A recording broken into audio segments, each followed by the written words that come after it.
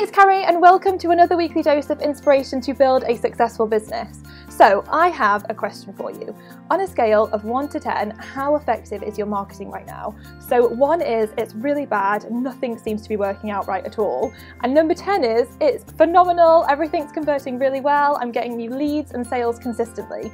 So where would you place yourself?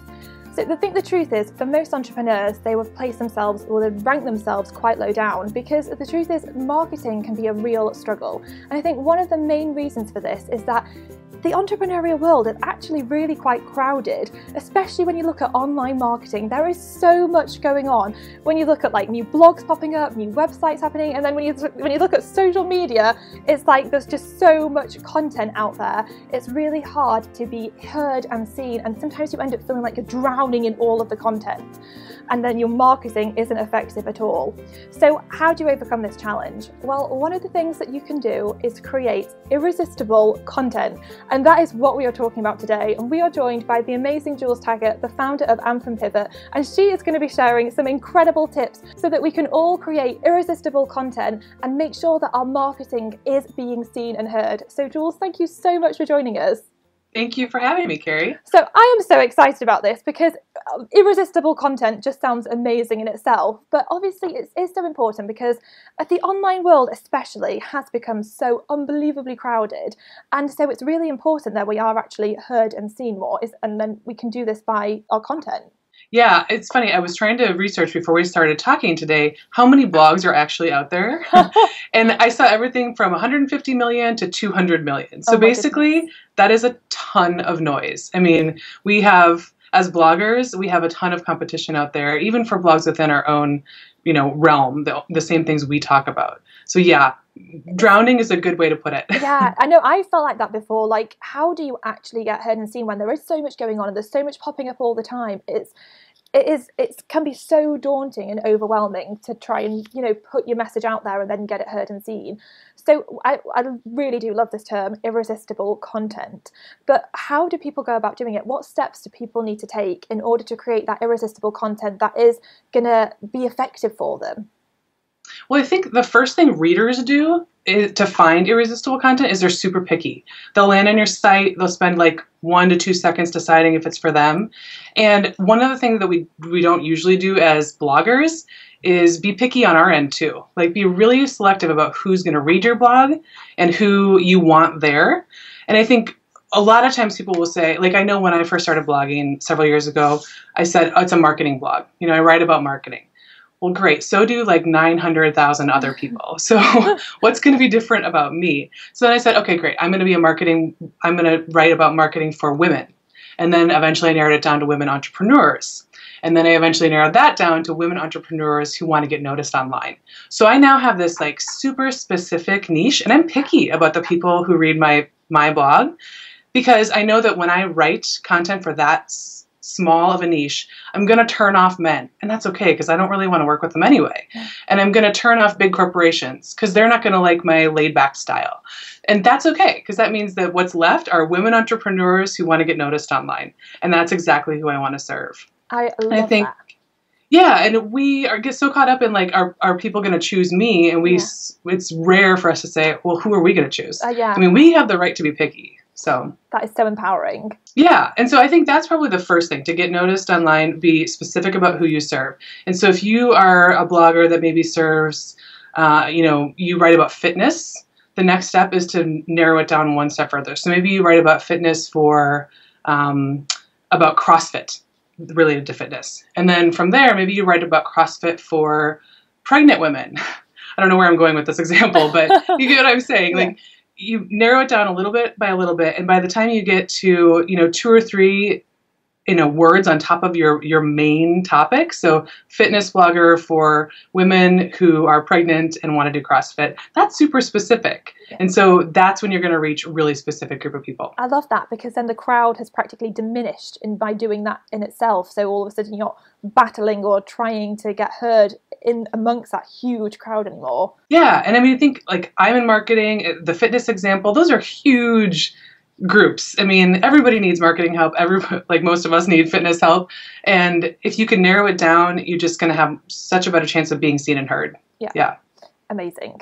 So what are the other things that people can try out in order to start then creating the content? So being picky is the first thing. I would say the second thing is don't settle. I think a lot of times we write content and we feel like we're on this hamster wheel where we have to, okay, write a blog post, and then I know next week or 2 days, however frequent your blog posts are, you got to write another one, and then you got to write another one. And I would say be really conscious about not settling for the first draft. And that takes time, right? So writing a shitty first draft is the first step. Like, be okay with the fact that your first draft is going to take you 30 minutes, and all you're going to do is just let your brain dump, and you're going to get your main points out, and it's not going to be perfect. But then become a tenacious editor. And I think the editing process is where all the magic happens in your blog. That's where you add a story. That's where you clean up your verbs and make them more active. And all the things that make blogs really fun to read happen in the editing process, not in the initial writing process. The writing process is a brain dump. And I think we spend too much time there, and then we settle for that draft. So write a second draft and make that one the one that shines. No way, yeah. That's a really good point, actually. Because I have written so many first drafts that have just been, and then I've gone back to them and thought I should have just spent more time making that better. And we spend I can probably spend 2 or 3 hours writing a first draft if I allow myself to, because I'm editing while I'm going and I'm trying to make it perfect every sentence as I'm writing. That's an awful way to write. It takes forever, and the result isn't very good. You have to be able to walk away from it and come back and say, okay, now I know this is complete crap. How am I going to clean it up? So I think that's the second point. And then the third thing that you can do to create irresistible content is to follow the 80-20 rule. I mean, if you're figure out how much time you're spending writing one post. If that's 45 minutes, that's your 20%. The 80% is the time you spent promoting that. And that's where a lot of people go wrong with content, is they create this irresistible post, but nobody knows about it.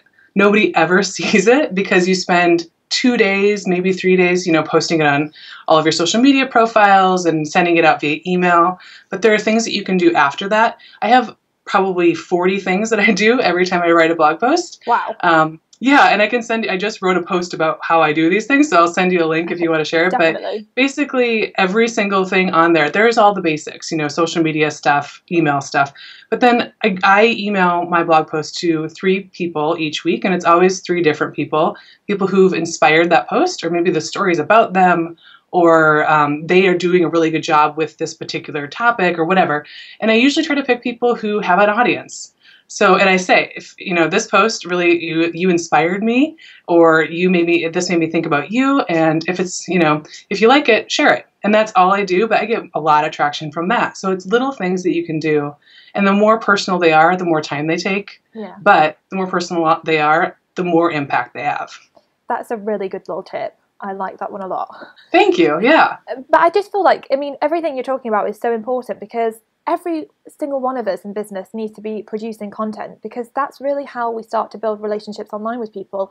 It really is all about putting content out there in some way, even if it's, I don't know, sharing, most people do have a blog today, but even the content you're putting on your about page and then you go and share that information somewhere online or on social media, it needs to be irresistible, like you said, for people to take notice of it and actually engage with that content, doesn't it? Mm-hmm. Yeah, absolutely. And I think you could probably use those same 3 tips for your about page, because your about page is, for most people, it's the second most highly trafficked page on your site. There's probably 1 page ahead of it, and then it's your about page. So people want to know about you. So be picky about your audience. Choose a really specific niche when you're talking about yourself, because then they can self-select and say, oh, this girl is either for me or not for me at all. And don't settle for the first draft. Go through and edit after you've written a first draft, because writing about yourself should be easy, right? But it is probably one of the hardest things to do. So go back and edit your work. And I actually have a free 7-day course that's coming up in April. Starts on April 7th.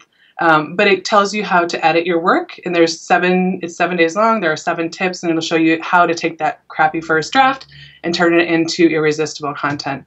And then same thing with the 80-20. I don't think we promote ourselves enough. So if you're writing an about page, one of the ways to make it irresistible is to make sure people see it. Yeah. And that takes a lot of promotion. Yeah, definitely. I'll definitely be sharing that links, well, the links to the 7-day challenge as well, and the link to the post where you explain all the 40 things that you do, because I think that will be so helpful for everyone to really kind of get it out there. So create something that's great and then actually put it out there and share it with the world, and then be seen and be heard with it, so that their marketing is effective. Because I think that's what we all want, isn't it? We've all got something we really want to share, and you know, something we really want to offer to the world. And I think it's just about getting it out there. And I think it's something that so many entrepreneurs really struggle with. But like you said, I think creating irresistible content and then getting it out there effectively is something we all need to be doing.